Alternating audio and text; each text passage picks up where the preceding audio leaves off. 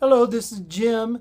We are in Module 1 in this Life After Religion course. And the first module is all about processing your religious past. And the key activity in this module is a personal inventory. There are several areas with questions.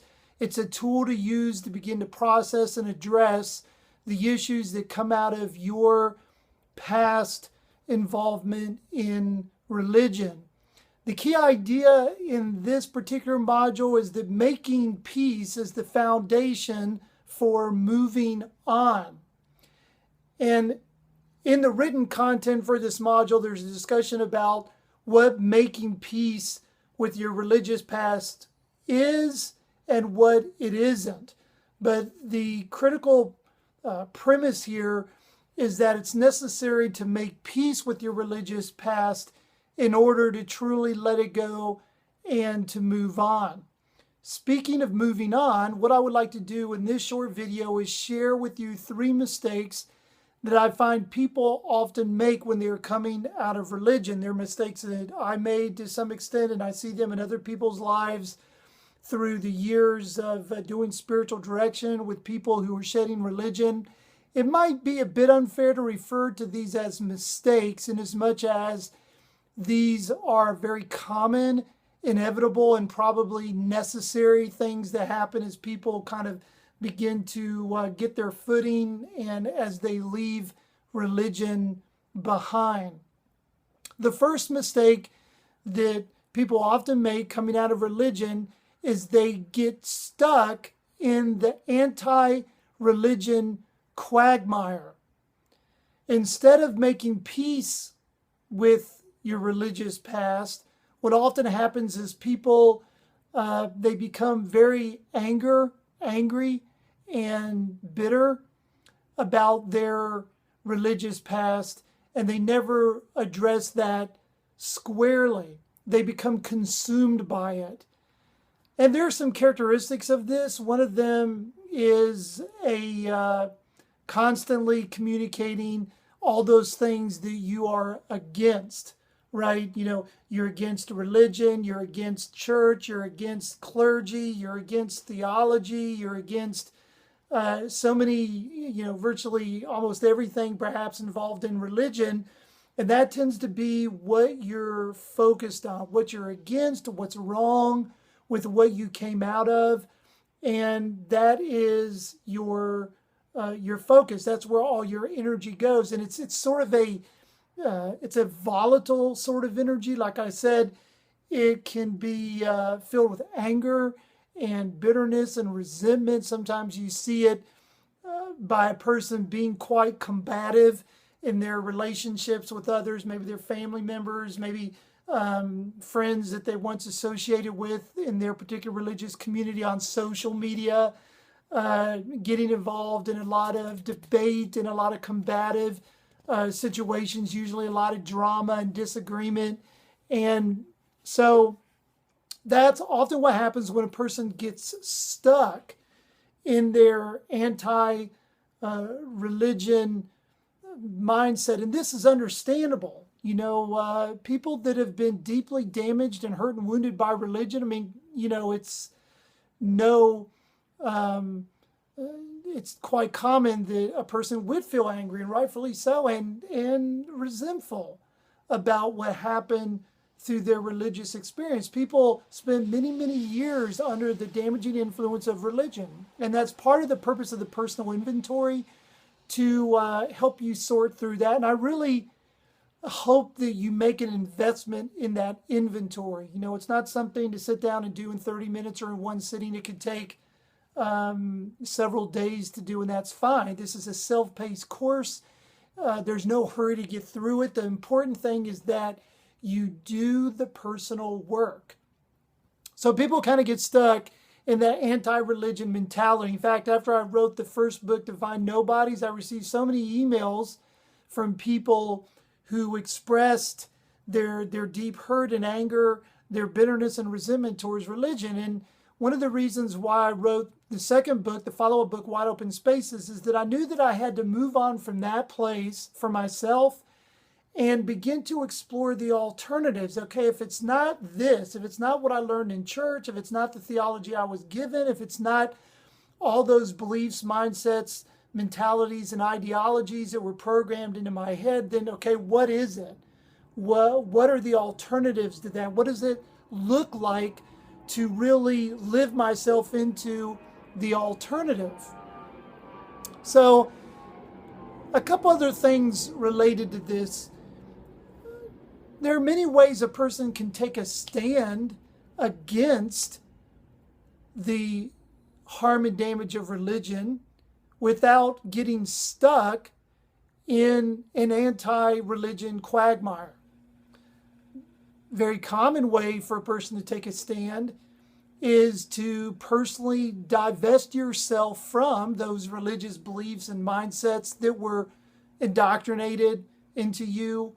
It's choosing non-cooperation with the religious mindset, the religious beliefs, the rules that you learn through religion. That's a very powerful way of standing against religion. You divesting yourself from it. Your non-cooperation, your non-participation in the system of religion that you were part of that damaged your life and many others. So that's one way. Another way to confront or take a stand against religion is a more strategic response.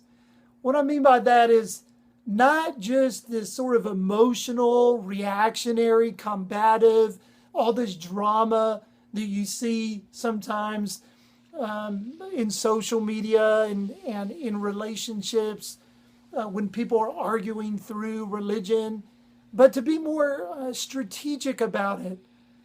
Express your misgivings with religion. Look, Jesus was someone who was not shy about confronting, opposing, subverting the religious traditions of his day, those beliefs, the mindsets, the religious leaders of his day. And, Jesus was quite intentional. He was quite vigorous in his confrontation of religion. So, look, I'm not saying not to take a stand against religion. I'm just saying be strategic about it. Tell your story. Share what happened to you. Share what you are now for versus those mindsets that you learn through religion. Be strategic about it. Logically lay out the case of those things that you now believe. Logically expose what you believe to be the falsehoods of religion. You can do this in a very effective, a very strategic way without this sort of visceral, combative, volatile type of interactions that you sometimes see with people who are coming out of religion. So I would say, don't make religion your reference point, either for it or against it, right? There was a time where religion was your reference point because you were absorbed in it. But don't now make it your reference point, make it your reference point again by being against it. There's bigger fish to fry, so to speak, than just being against religion. There's so much more to explore. So it's okay to disagree, confront, subvert the religious mindset, but don't get stuck in the anti-religion quagmire. Now, the second mistake that I want to talk just a little bit about is the mistake of overcorrection, right? We know how this works. If you're in a car, you're driving down the street, maybe you're distracted, maybe there's bad weather, and you start veering off the road in some direction. You're about to go off the road into a ditch. And so overcorrection is that when you notice that, you grab the wheel and you violently sort of turn it the other way so you don't go flying off the road. And what happens is you overcorrect and you end up going off on the other side. You miss one ditch and you go into the other. I think this often happens with people who are coming out of religion. Look, there is people sometimes in this overcorrection sort of mindset can sometimes only see two possibilities. Either there's fundamentalist religion or there's atheism. Like that's it. Those are my two choices. Either I have to buy in to all those things about religion that one now believes isn't true and that were harmful. It's either that or divest yourself of all belief in God, the supernatural, spirituality, and that can be overcorrection. Now, I'm not saying that every person who's atheist is overcorrecting. There are many people who think through their belief in the idea that there's not a God or some sort of supernatural power beyond ourselves. However, I'd have to say that I see a lot of times with atheism that people are often rejecting the God of religion, which I do myself. But either way, there is a lot of things in between those two alternatives of fundamentalism or atheism. So explore those. There's a non-religious, non-Christian view of Jesus. There is Eastern spirituality, such as Buddhism. There is the humanist traditions, the transcendentalists. There are many philosophical frameworks and spiritual expressions that are very worth exploring. Get out a little bit. You've been perhaps for many years stuck in your religious circle, your tight religious subculture, and you have not had the opportunity to really explore past that. So it's good to get out a little, read a little, meet some people, explore some things. It's not just, those two alternatives. There's a lot of stuff in the middle for you to consider and to explore. So here's a few considerations with respect to that.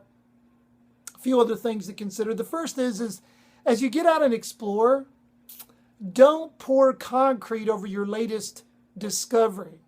Don't create a new religion. Sometimes we leave religion behind. We become very excited about the new beliefs and possibilities that we discover along the way, more open, more tolerant, more accepting, more expansive beliefs, and then we make a religion out of that. So don't make a new religion. Be a little bit more of an itinerant in your spirituality. Don't settle down. There's a story about a man who was on the bank of a lake. He wanted to get to the other side, so he got a canoe, got in the canoe. The canoe took him to one bank. It succeeded in getting him across the lake to the other side. But then the man did something strange, which is that after he got to the other side, he tied the canoe to his back and he dragged it everywhere he went. It was a burden that he had to bear because he had made the decision to take that canoe with him. Now, I think sometimes we do that in our spiritual lives. Look, as you get out and explore, there are all kinds of different beliefs and new spiritual tools and ways of seeing things and views and mindsets that are like the canoe. They're going to get you to a new place. They're going to take you to some place where you're not now that is good for you. But you don't have to make a religion out of that tool. You don't have to cart that canoe around everywhere. Maybe just let it go. Maybe it served its purpose and that was good. And it's time to move on. Another thing to consider is maybe take a vacation from trying to figure everything out in your head. Western civilization idolizes the mind. We're constantly cognating and their cerebral wheels are turning, the machinations of the mind, trying to figure out new beliefs and God and the universe and all these things. I don't know. You don't have to do that. It may be that truth is not most readily known through the cognation of the mind. So take a vacation from trying to figure it out in your head. Who says that you have to create a new belief system? Explore what's inside you. Explore your deep feelings. Listen to those. Explore what you seem to know is intuitively true down in your gut. That inner knowing, that tacit knowledge, those things that you know deep inside are true. You don't know why they're true, but they are to you. And so it's okay to operate in that area. And then lastly, I would say be careful of seeking security in labels and belief systems and gurus. You know, that it's easy to do, right? In religion, we once drew a sense of security and identity into our belief system. So when we leave that behind, we're often like looking for another one, something else to connect into so we can have that sense of security and identity again. You know, something to call yourself, a new label, a new belief system, a new guru that you can attach to, and we look for security. But, you know, don't succumb to that temptation. You know, return to your regularly scheduled life and live it. There's an old saying that says, when the student is ready, the teacher will appear. In other words, go through life with an openness, and you will find in every moment and the common everyday experiences along the everyday paths of life, the relationships that you have, the things that happen, that these will be part of leading you into yourself, taking you on your way, helping you live into a life after religion. Okay, last one. Sometimes the mistake that we make coming out of religion is that we kind of succumb to the pressure to justify and defend where we're at on the journey. Don't. You don't owe people a justification or a defense for where you're at on the journey. You don't owe them, anybody, that. Look, it's okay to be where you are. It's okay not to be able to even explain where you are. It's okay not to have all the answers to the questions. It's okay. It's not your job or responsibility to make other people feel okay about where you are. Okay, this is about you taking responsibility for your spiritual journey, you setting aside the demands, the expectations that other people might have for you, and living your life.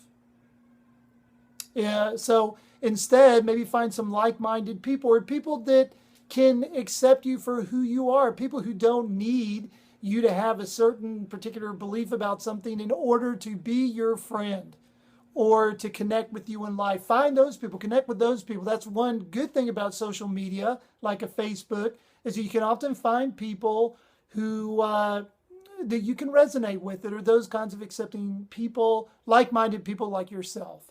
And keep in mind that you might also have to set some boundaries in your life for the toxic relationships, the people who want to push into your life, that judge you, that condemn you, that disapprove of you, that are always pressing you about what you believe, or wanting to fight you about your beliefs. Look, you don't have to connect with those people. You might have to set up some boundaries, whether it's in your family, your personal relationships, whether it's in social media. It's okay to do that too. In fact, you're going to have to do that. Most people who come out of religion have to make some significant shifts in their relational world, because you are changing, and a lot of the people that you were tied with before may not be able or willing to tolerate those kinds of changes that you're going through.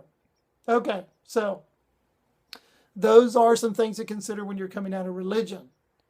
The personal inventory is so important, because you've got to work through this, do your personal work in a constructive way, so you don't, get stuck and not be able to move past religion, which is what this course is about.